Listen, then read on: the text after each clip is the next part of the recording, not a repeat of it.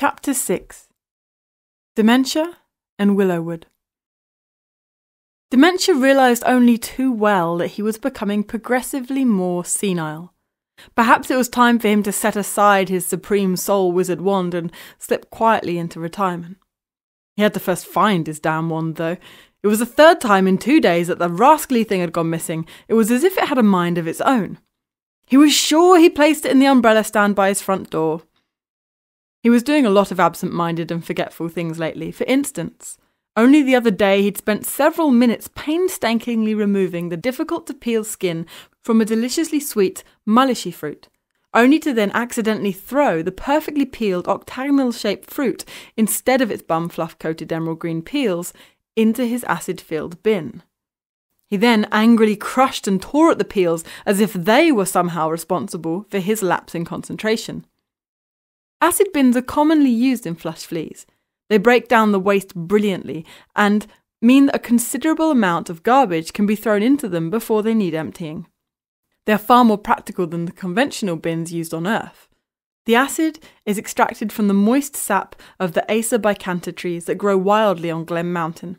Despite constantly whinging about the responsibilities that came with being a supreme soul wizard, the sense of achievement that flowed from helping innocent creatures well and truly compensated for the associated pressures. Over the last 40-odd years, he'd saved countless lives and at least a handful of entire species. However, being the only Supreme Soul Wizard currently in existence meant that his workload was huge.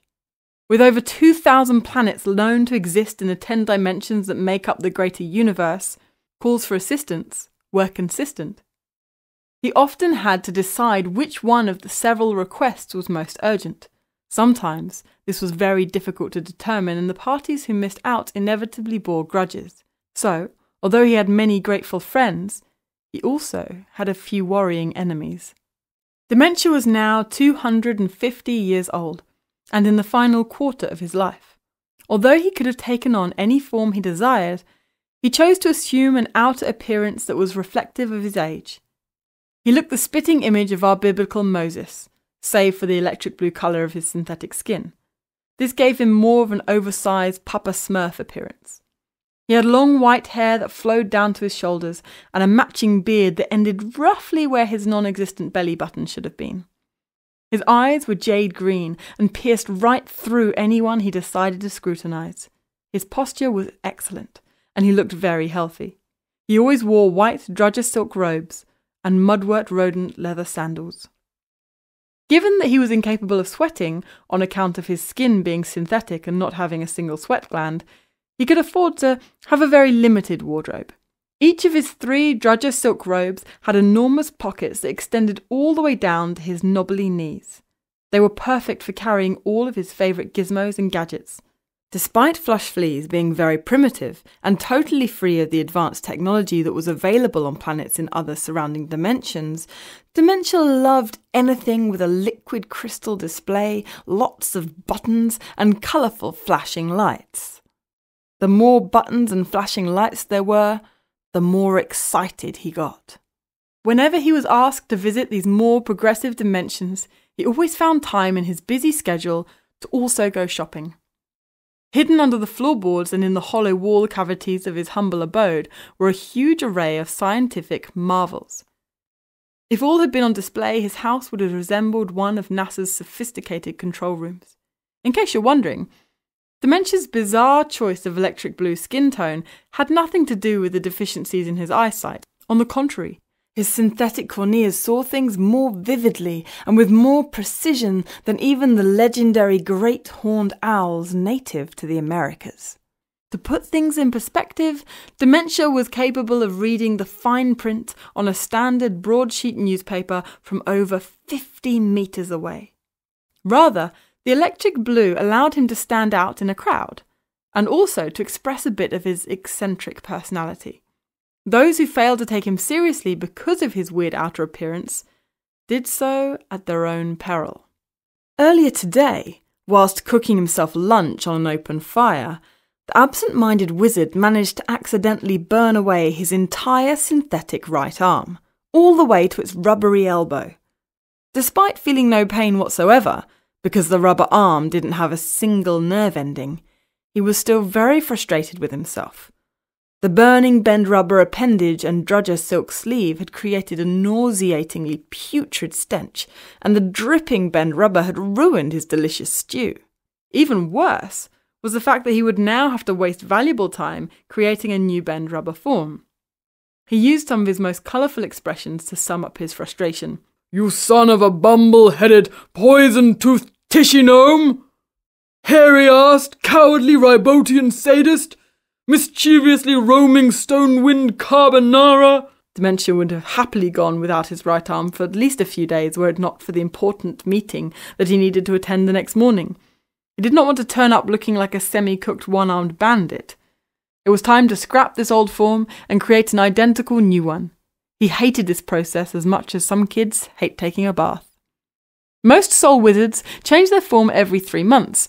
Dementia had already been using this particular form for over 6 months, and would have kept it for even longer were it not for this unfortunate domestic accident. The signs of natural deterioration, such as scuff marks, rips, ruptures all over his rubber body, did not bother him in the slightest. Most of this normal corrosion was concealed from public view by his drudger silk robes anyway. He had much better things to do with his limited downtime than create new forms just for the sake of vanity. Begrudgingly, he started the tedious process of form renewal.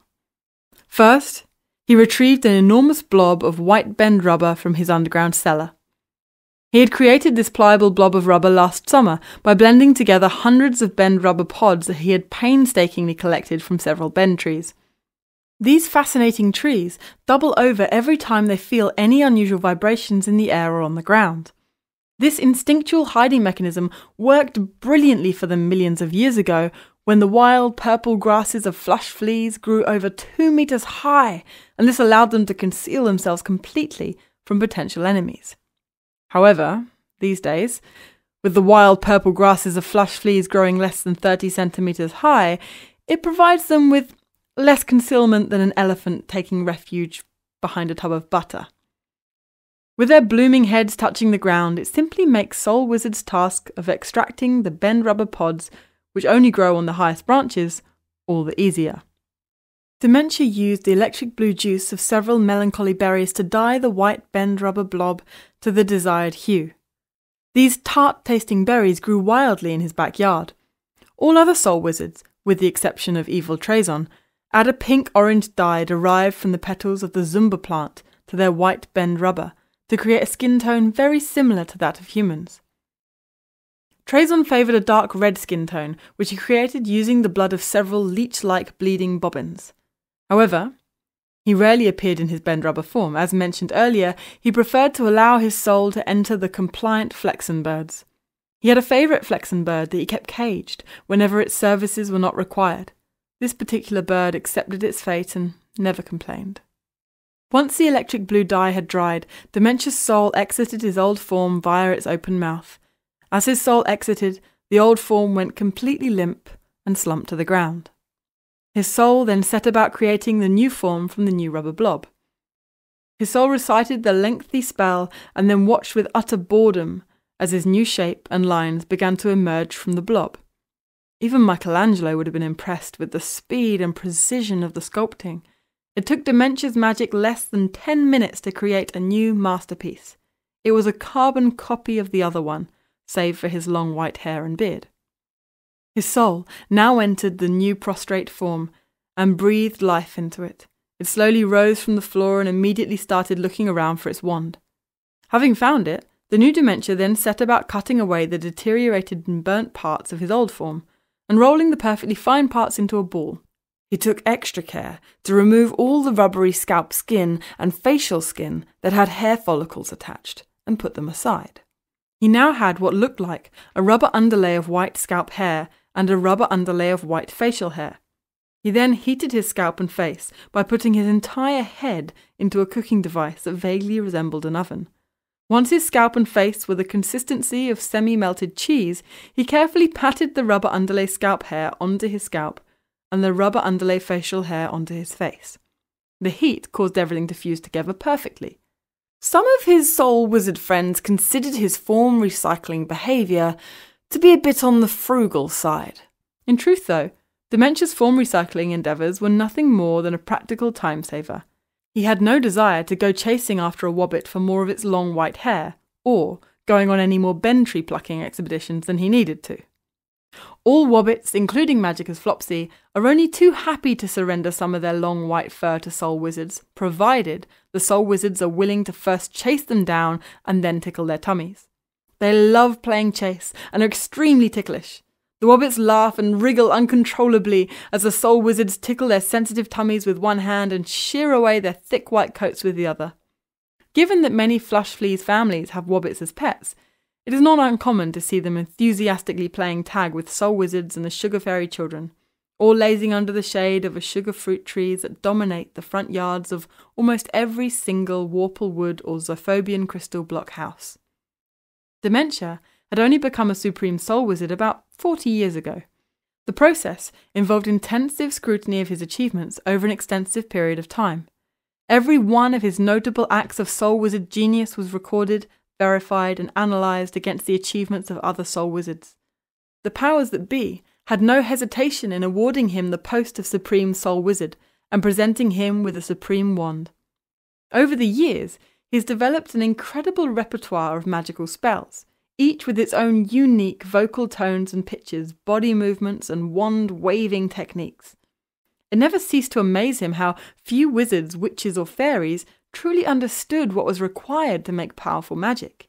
He blamed the modern education system for this. Magic schools these days tended to focus only on the word construction of spells and failed to appreciate the importance of wand strokes, vocal pitches, breathing techniques, and body movements.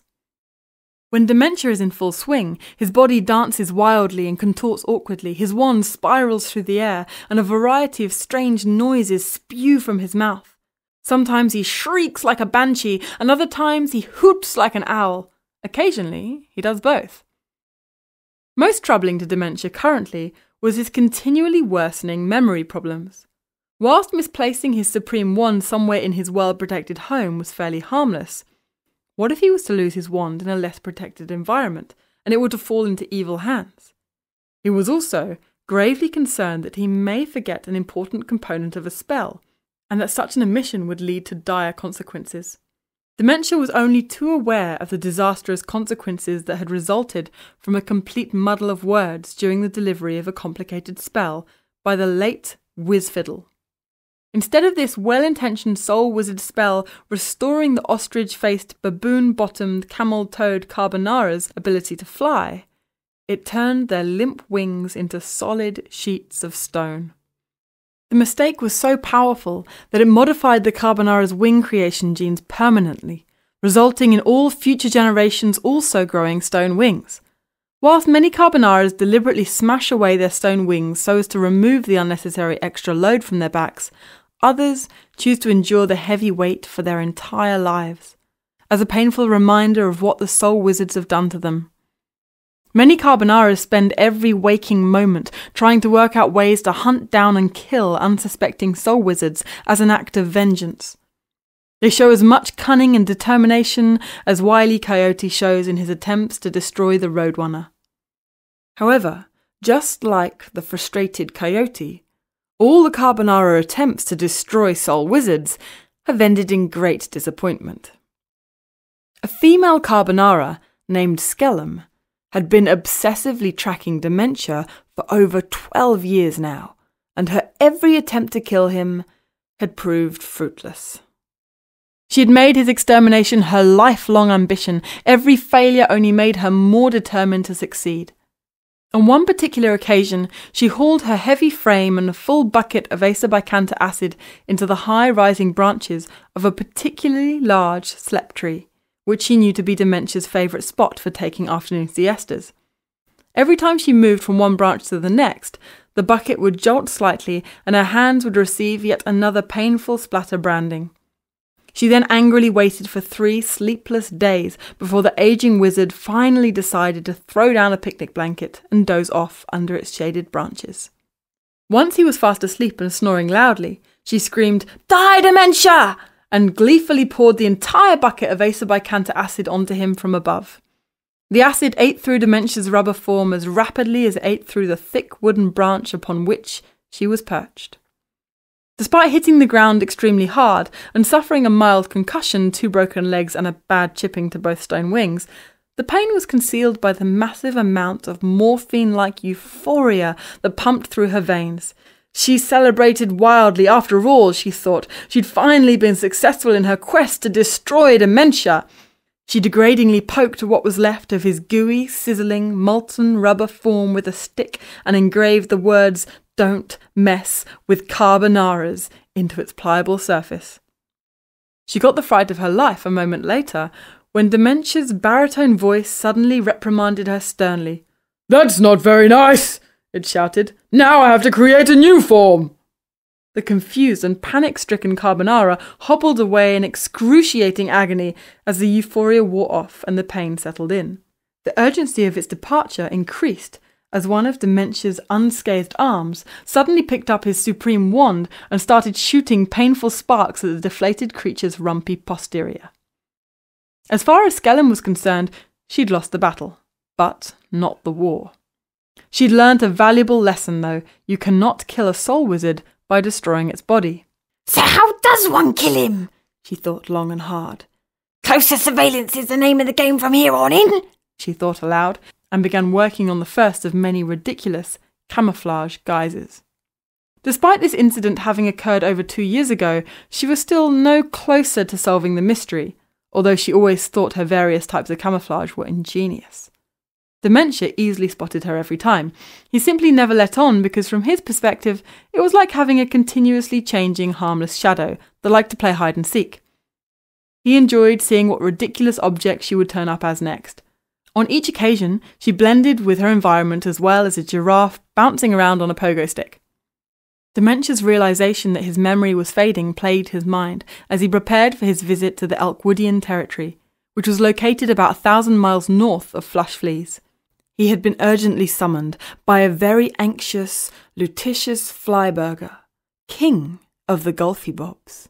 Only a day ago, an exhausted Golfybob messenger named Salandrina had collapsed at Dementia's doorstep. She was too tired to even blurt out the important message that King Lutitius had entrusted with her. She was severely dehydrated, and the palms of her hands were very badly blistered. Dementia had always found the Golfybobs to be strange creatures. Although they looked fairly similar to humans, he never understood why they chose to only walk on their stumpy hands. Consequently, their heads were always close to the ground, and their large, smelly feet were always up in the air. They looked so uncomfortable, but could never be persuaded to try flipping things around. It was very difficult to make eye contact with them from a standing position. You had to kneel down in order to avoid straining your neck. Salandrina informed Dementia that their neighbours, the beloved, kind-hearted Elkwoodian elves, had recently gone stark, raving mad. All with the exception of their king, Ding Dong, had left the protection of the great city walls and were now roaming the countryside menacingly, making crazy allegations and threats against anyone and everyone who approached them. The Elkwoodian elves no longer even trusted each other. Husbands had separated from their wives, wives had separated from their children, and siblings had separated from one another. Even babies as young as 12 months were callously abandoned and left to fend for themselves. What threat could a 12-month-old Elkwoodian elf baby pose to anyone? It can't even think properly yet, cried Salandrina. Fortunately, the Golfybobs had taken a lot of these younger orphans into their care. Yet, even Elkwoodian children as young as 3 accused their new foster parents and siblings of trying to destroy them, and continually tried to escape. This was despite the Golfybobs' best efforts to make them feel secure and welcome. Dementia's heart raced as he listened to this horrendous account. He immediately knew that the Elkwoodian elves had been subject to the dreaded negativity curse. More disturbingly, it also meant that Trazon was active once again. For this curse was one of Trazon's signature spells. Only he possessed sufficient negative energy and evilness to conjure up such a nasty piece of magic. This was very disturbing news indeed. The evil tyrant had not raised his head in more than 200 years. Many had even assumed that he was dead. Now he was lurking again. He'd obviously run out of evil energy and was trying to recharge his tainted soul, by inflicting as much misery and harm on others as possible. He wondered what other surprises this tyrant may have up his sinful sleeves. It was crucial that Dementia made a hasty visit to King Ding Dong. He needed to break the negativity curse before the deranged Elkwoodian elves ended up killing each other and their Gulfybob neighbours. He remembered only too well the last time Trezon had cast this spell. Its unfortunate victims were the Vesporians, who became totally distrustful of one another. This eventually led to a horrendously gruesome civil war. After a month of killing, only one Vesporian remained. His name was Nolan. He lived out the remainder of his life in total isolation. He spent day and night continually working out ways to make his fortress more secure and placing hundreds of booby traps around the island. He did this even though he was now the island's sole inhabitant. Ironically, he eventually died after accidentally stepping onto one of his own booby traps. By this time, he was already an old man who had lived a sad and lonely existence. The accident finally put him out of his misery. The 5 Supreme Soul Wizards who were around at the time had all tried desperately to break the spell. Despite their valiant around-the-clock attempts, they all failed dismally. A few were so traumatized by their failure that they needed long-term counseling. One wizard turned his back on magic forever. Who was to say that Dementia would have any better luck this time around? A huge cloud of impending doom hung over him, as he loaded his enormous pockets to the brim with useful goodies and hunted for his wand, which he'd misplaced. Again. His search did not take long as he tripped over the wretched thing and went tumbling awkwardly to the ground. His left knee's rubbery surface now had its first scuff marks, which is like breaking in a new pair of shoes. Having cursed the wand aloud, he then requested its help. "Wand whose magic is mysterious and old, take me past the river bold to the land of the Elkwood Castle, just before the Gates of Marble." The Gates of Marble were the only entrance into King Ding Dong's massive Elkwoodian castle. The entire castle and its enormous grounds were enclosed by large protective walls that had been meticulously carved out of the enormous boulders by skilled Elkwoodian stonemasons. If the Gates of Marble were closed, there was no other way in, unless you were prepared to risk scaling the 15-foot-high protective walls. Fortunately, there had been peace in the Elkwoodian territories for over 130 years now, and consequently the marble gates were permanently open and no more than ornamental these days. So, Dementia was rather peeved when he materialized in front of closed marble gates. He tried to push them open, but they were securely locked. Directly below the bulky metal lock was a sign that read, "Nobody is welcome, especially not my scheming wife and her loutish children." Dementia's mood became even darker when his wand magic failed to unlock the doors. The final straw came when, after painstakingly climbing the dam wall, he was prevented from starting his descent down the other side by an invisible shield that extended upwards a further 15 feet. He attacked the invisible shield with a series of powerful spells. It taunted him by shaking a few times, but remaining intact. Not yet defeated, Dementia did what any other respectable soul wizard would do under the circumstances. He had a huge hissy fit. He screamed and yelled at the top of his lungs for King Ding Dong to let him in. Spittle flew from his mouth as he pounded down on the force field with his wand as if he was trying to crack open a stubborn nut. This aggressive behaviour gained Ding Dong's attention, and he came rushing out of his castle with his sword drawn and his eyes darting around like a madman. "Did you not read the sign?" he shouted verbally, attacking Dementia with a barrage of colourful expletives. Ding Dong looked like a perfect mix between a pygmy and a blowfish, save for his pointy ears and bright green luminous hair that stood on end as if statically charged. Dementia soon regained his composure and explained calmly that the Elkwoodians were under the grip of the negativity curse, and that he was here to help set them free. Ding Dong laughed scornfully at Dementia. "Nonsense! You're here to kill me! Everyone in this life is for themselves!" As Dementia stared into Ding Dong's eyes, he saw nothing but burning rage. He realized that there was absolutely no point trying to rationalize with someone whose reason was hostage to such a powerful evil force, with someone who was totally submissive to their paranoid delusions. If you won't let me in peacefully, I will have to come in by force, for I am Dementia, the only living Supreme Soul Wizard. I have magic well beyond that which protects these gates and walls."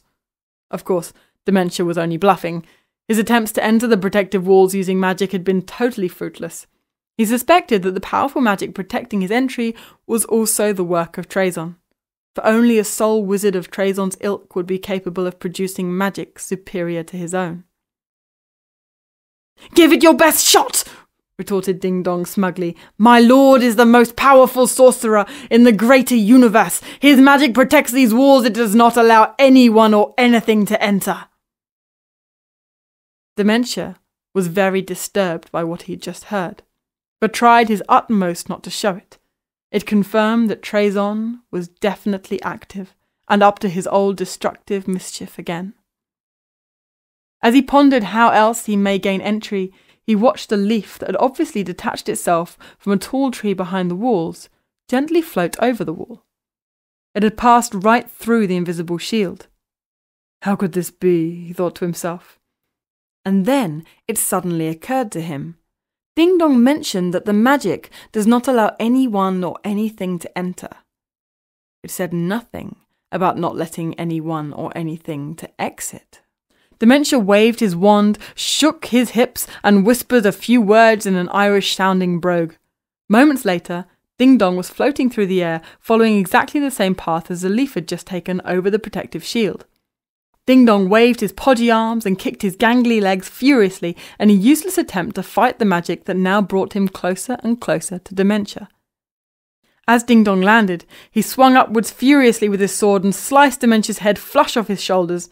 Dementia's head fell to the ground with a loud thud and bounced several times. "Ouch!" shouted the head, its jade-green eyes looking sternly at the Elf King. "That hurt!"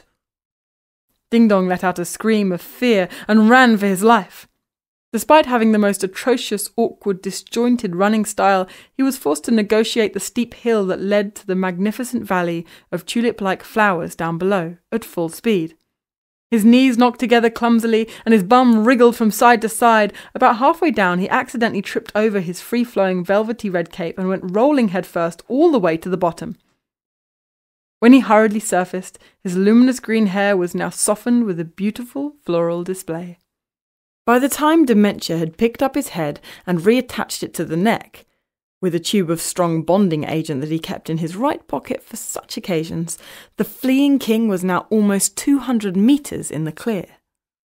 Dementia did not have the best of running styles either. His rubberized feet always caused him to start trampolining all over the place. Whereas many of the younger soul wizards can spring around with the grace and control of a gazelle when running at full speed, Dementia has as much control over his destiny once he starts to become airborne as a crash test dummy. So, instead of attempting to chase Ding Dong, he relied on his wand magic to stop the Elkwoodian king in his own awkward tracks. He wriggled his wand, shouted a few words of gibberish, and a moment later Ding Dong stood dead still and completely catatonic. As Dementia approached Ding Dong, he removed a special pair of ultraviolet spectacles from his left pocket and put them on. These spectacles allowed him to examine a specific type of aura that surrounds both animate and inanimate objects which have spells attached to them. The aura surrounding Ding Dong was pitch black.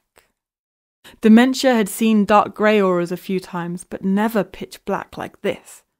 It suggested that the spell that controlled Ding Dong was extremely powerful. He left Ding Dong still frozen in his tracks and made his way across the beautiful valley of flowers.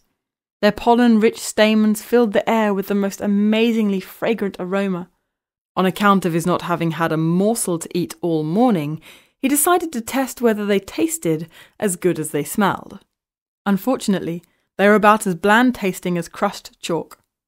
"Oh well," he sighed. "I'm sure the Golfy Bobs will feed me." As he moved further and further away from the castle wall, he suddenly stumbled upon a beautiful woodland of well-spread-out zuzelnut trees. Because each tree was spaced about 10 meters apart from the next, it allowed numerous wild berry bushes and miniature fruit trees to also flourish. Having reached the enormous trunk of the first zuzelnut tree, he was suddenly pelted from the branches above by an avalanche of falling coconut-sized zuzel nuts. They literally buried him. still standing upright under the enormous mound. This avalanche of Zuzel nuts was caused by a sneaky female Elkwoodian elf who'd been hiding behind a nearby tree. She had used a very accurate strike with a stone from her slingshot to set the avalanche in motion. The stone connected with one of the uppermost Zuzel nuts and dislodged it. As it fell, it took all the other Zuzel nuts below it for the ride, and they all began to fall like giant dominoes. Whilst Dementia slowly pushed his way through the pile of Zuzel nuts, the female Elkwoodian elf came charging towards him with her knife drawn, screaming the whole time at the top of her lungs. Her bright, statically charged, luminous pink hair stood out like lit flare against the dark brown of the tree trunks that she was traversing. Before she was able to get too close, Dementia did his thing and she now stood frozen in her tracks. Dementia examined her aura, and it was also pitch black. As he made his way through the easy-to-negotiate maze of Zuzel nut trees, he was given an extremely hostile reception from at least a dozen well-concealed Elkwoodian elves. His first step out of this woodland was also his first step into the official starting point of Gulfybob territory. Prior to the Elkwoodian elves having gone stark raving mad, they had happily shared the spoils of the Zuzel nut woodland with their Gulfybob neighbours. This cluster of trees and bushes had always been viewed as being a neutral, equally owned buffer zone between the two lands. Now, the Elkwoodian elves viciously fought the Gulfybobs and one another for its endless spoils. Dementia received warm-hearted, enthusiastic welcomes from several Gulfybobs who were out in the open going about their daily chore of collecting wood, wild herbs, fruits, berries, and pomble nuts that grew all over the place. They dared not enter this woodland area anymore for its delicious Zuzel nuts and other rare varieties of fruits and berries. Watching them pluck rumpled berries from low-to-the-ground bushes, whilst all the time assuming the handstand position, was something to behold. They would balance on one hand whilst plucking with the other. The combined strength and coordination required to do this beggared belief. Dementia watched in awe as handfuls of collected rumpled berries were then thrown upwards with precision, every last one landing right in the middle of the wicker baskets wedged between their staunch thighs.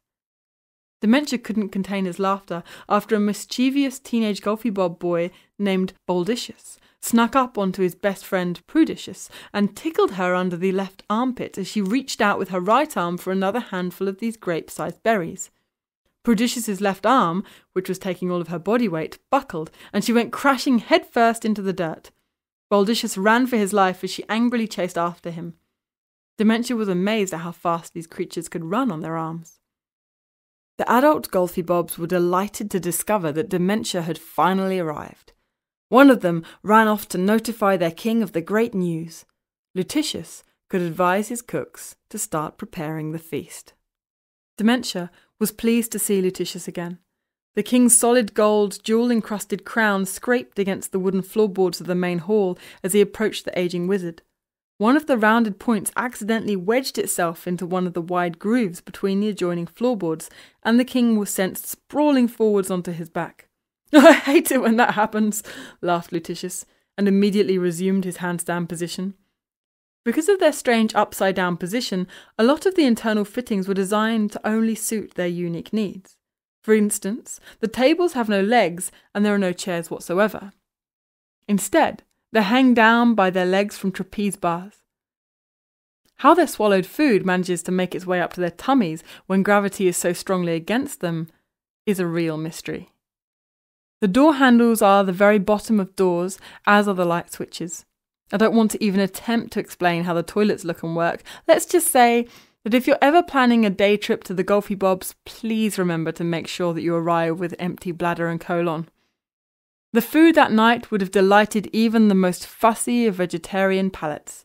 Tables overflowed with a wide variety of fruits, vegetables, nuts and berries. Despite having to sit on the uncomfortable floor, Dementia thoroughly enjoyed the meal and greatly appreciated their hospitality. The Elkwoodian orphans were also present at the feast. All had the trademark blowfish cheeks, pointy ears, gangly arms and knocked knees. The boys had statically charged luminous green hair and the girls statically charged luminous pink hair. As he approached them after dinner, they all grimaced with pain as if the evil that enveloped them was having an allergic reaction to the goodness that enveloped Dementia. Their eyes burned with rage. A young Elkwoodian elf boy who was no older than 9 and wore a red velvety cape similar to the one that Ding Dong was wearing, grabbed a fork and powerfully stabbed Dementia in the stomach. The little boy then cringed as Dementia calmly removed the fork and lifted up his robe to reveal 4 tiny puncture holes, but not a stitch of blood. Instead of showing anger towards the boy, Dementia gently put his hands on the boy's forehead and chanted a blessing. "Evil force that traps this child. Take flight now and leave this crowd. Go back to your master's lair, enter his head and burn his hair." Trazon got the fright of his life as the head of the flaxen bird that he was presently residing in suddenly went up in flames. The smell of the burning feathers and the flesh caused the flaxen bird to vomit all over his freshly cleaned bed linen. He instinctively used its flaxen wings to douse the flames. The horrendous damage to his favourite flaxen bird paled into insignificance when compared with the damage to his ego. The war had begun, and Dementia had drawn first blood, so to speak. He would be punished for this. Trazon knew exactly how to do this. He grabbed hold of his dome-shaped crystal ball and clutched it tightly in the hooked claw of what remained of his favourite flaxen bird. He stared intently into its translucent depths. The crystal ball started to glow bright red. The glow then exited the crystal ball and entered Trazon's flaxen bird eyes. He then commenced to chant. "Evil forces controlling the Elkwoodian elves. Kill these lats before they kill themselves. Burn them from the outside in. Enjoy your feast of blistered skin." Dementia and the other Golfy-Bobs tried desperately to douse the flames that suddenly engulfed every single Elkwoodian orphan, but nothing would work. Water simply evaporated under its heat as he did his attempts at magic. Several brave Golfy-Bobs received first-degree burns to the soles of their naked feet as they valiantly tried to fight back the flames. It was all in vain, though, and it only took a few seconds for the orphans to be reduced to individual piles of ash. All except one were incinerated.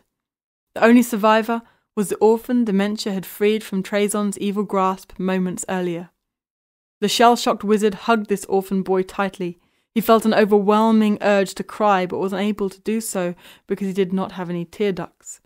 His soul felt as though it had been ripped into several pieces. His jade-green eyes stared lifelessly ahead, and his shoulders slumped forward like broken arrows. As he slowly recovered from the initial shock, Dementia's emotional pain turned to anger, and he reflected on the magnitude of the atrocity that Trazon had just inflicted on these innocent orphans. His soul suddenly started to burn with an intensity that he had never experienced before. His rubberized body became so overheated that it started to bubble and blister. Uneven welts and craters appeared everywhere. His lifeless eyes suddenly looked out psychotically at the cruel world. Then, without saying a single word, he turned and left the room with his newly adopted son, Willowwood. As they made their way back towards Ding Dong's castle, Dementia bowed his head in shame as his eyes surveyed the thousands of small spot fires that peppered the valley. Each represented a dead, incinerated Elkwoodian elf. In the exact spot where he left the frozen King Ding Dong, a pile of ash could be seen. Poking through the ash was a large gold medallion about the size and shape of a tea saucer. Several of its chunky gold chain links could also be seen. "Daddy!" cried Willowwood as he rushed towards the ash with the medallion. "My kind, brave Daddy!" He clutched his deceased father's gold medallion to his chest and fell to his knees. Skillfully embossed into the centre of the medallion was a precise image of a heart, including the atriums, ventricles, arteries and veins. As is Elkwoodian tradition, Willowwood then cupped a handful of his dad's ashes and swallowed them dry. "May your strength now reside within me, your loyal eldest son and new king of the Elkwoodian elves." Although swallowing one's deceased father's ashes may sound barbaric, this royal rite of passage has been a tradition amongst Elkwoodian elves for thousands of years. Deceased Elkwoodian kings were always cremated for this very purpose. It was believed that by consuming some of their ashes, the successor to the throne would gain some of the predecessor's courage and strength. Trazon's actions had simply expedited this process. "Take me to my mother and siblings and to the other citizens, please. They need to meet their new king," cried Willowwood. "All but you are dead," replied Dementia in a sympathetic, caring tone. "You are the last of the Elkwoodian elves." "No!" screamed Willowwood, with unimaginable pain in his voice. "What good is the king if he does not have anyone to lead?" "I'm really sorry," replied Dementia. "One day," continued the broken-hearted Willowwood, "I will avenge the death of my family and my people. I swear this on the ashes of my dad and on the heart of this sacred Elkwoodian medallion." As Willowwood massaged the image of the heart, it suddenly started to pulsate with the rhythmic fluidity of a fully functioning heart. Willowwood explained to Dementia that this sacred gold medallion would keep pulsating until such time as the perpetrator of this genocide was killed. As the perpetrator came closer to or further away from the medallion, its pulse rate would increase or decrease accordingly. It was like having an inbuilt radar system. Willowwood said his farewells to the land of his birth, and then they were off. Every time Dementia looked into the little boy's sad turquoise eyes, he felt an enormous wave of guilt tug at his soul. This was a good thing, though. He deserved to be reminded of his ill judgment on provoking Trazon, and the dire consequences that followed for the rest of his life. For the first time in years, Willowwood's thoughts returned to Violina, the beautiful little Elkwoodian elf girl who had sadly gone missing more than 4 years ago, whilst playing in the exquisite Zuzelnut woodland. She had been presumed dead after a solid 12 months of continuous searching for her proved fruitless. Her bones were never recovered, however, so it was plausible that she was still alive. Perhaps she'd merely been kidnapped and was still being held captive in some other land. This possibility gave Willowwood a glimmer of hope that if he could find her, he may be able to rebuild their tribe, like biblical Adam and Eve. Despite being a fairly long shot, it gave him something to cling on to. Upon arriving home, Dementia handed in his supreme wand to the powers that be, and gave up his title of Supreme Soul Wizard. He no longer felt worthy of such an important post. The powers that be were devastated to be losing their star performer and begged him to reconsider. He was one of their finest Supreme Soul Wizards ever, and the greater universe would be worse for it. He remained resolute in his decision, though. "Where to now, my boy? I mean, your Majesty, where to now?"